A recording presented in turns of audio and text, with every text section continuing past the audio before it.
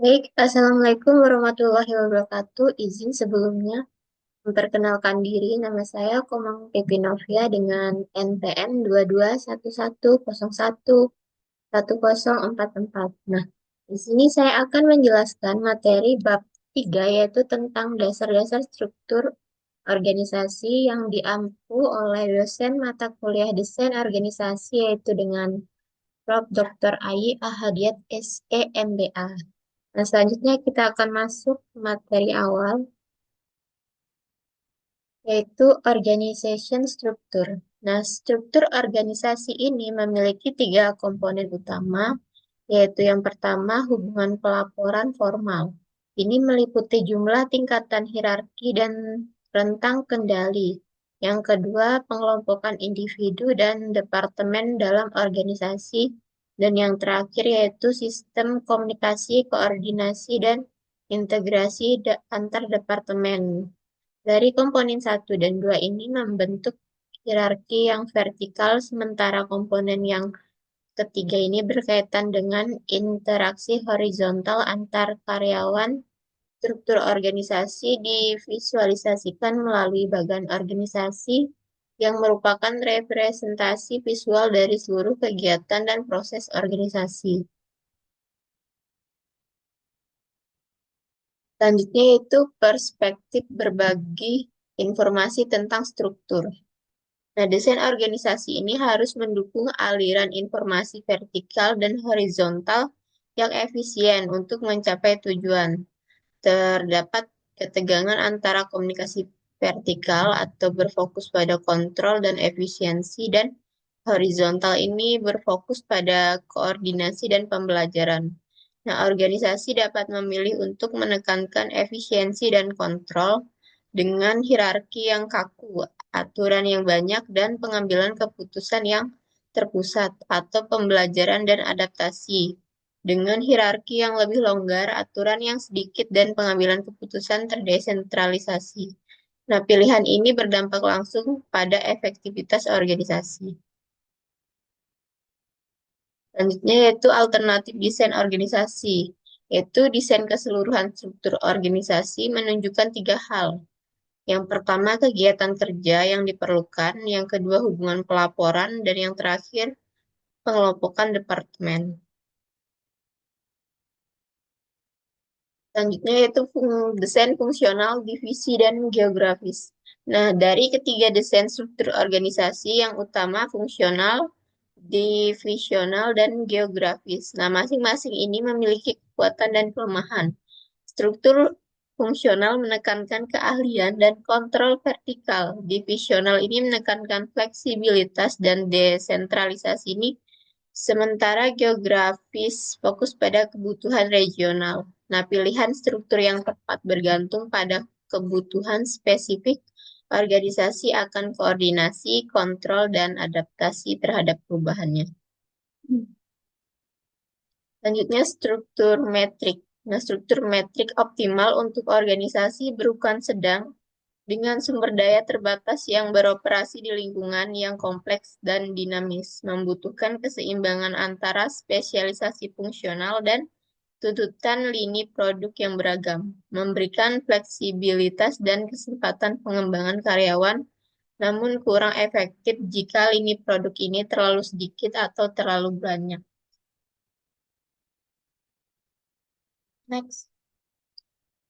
Selanjutnya yaitu horizontal struktur.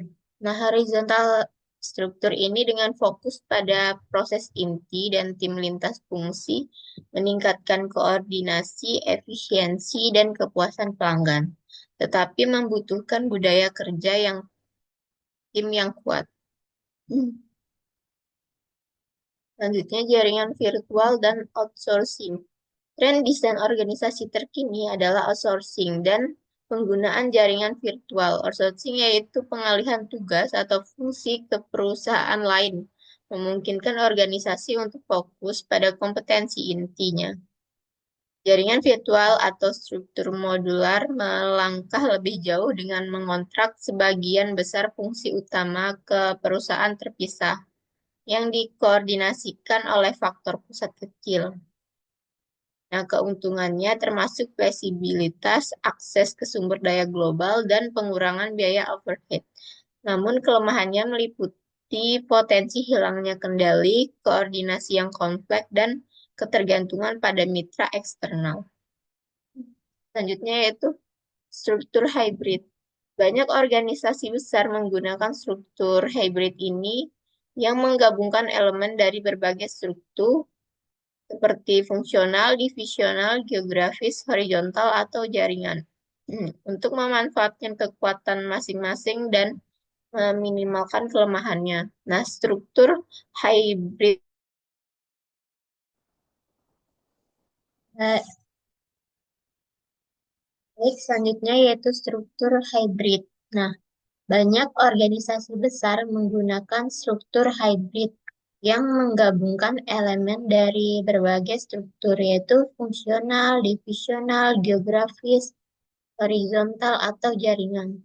Nah, untuk memanfaatkan kekuatannya masing-masing dan meminimalkan kelemahannya. Struktur hybrid ini memberikan fleksibilitas yang lebih besar, terutama dalam lingkungan yang berubah cepat. Selanjutnya yaitu aplikasi desain struktural.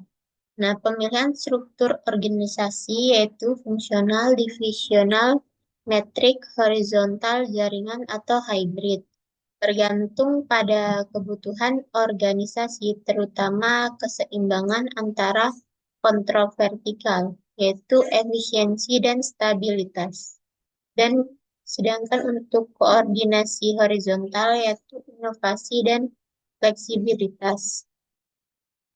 Nah, ketidaksesuaian struktur ini dengan kebutuhan organisasi ditandai dengan pengambilan keputusan yang buruk, kurangnya inovasi, penurunan kinerja karyawan, dan konflik antar departemen. Nah, manajemen harus secara berkala mengevaluasi struktur organisasi untuk memastikan keselarasan dengan lingkungan eksternal dan kebutuhan internalnya.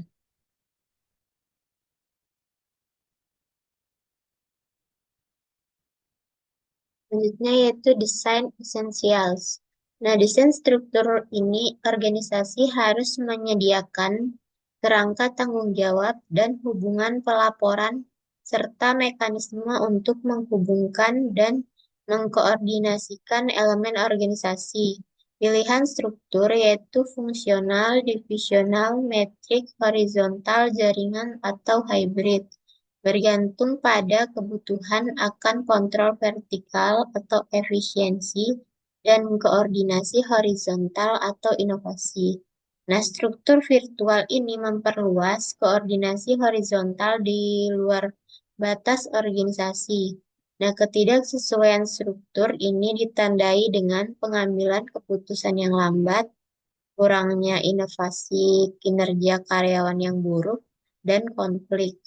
Organisasi hanyalah panduan, perilaku karyawanlah yang menentukan keberhasilan struktur organisasinya.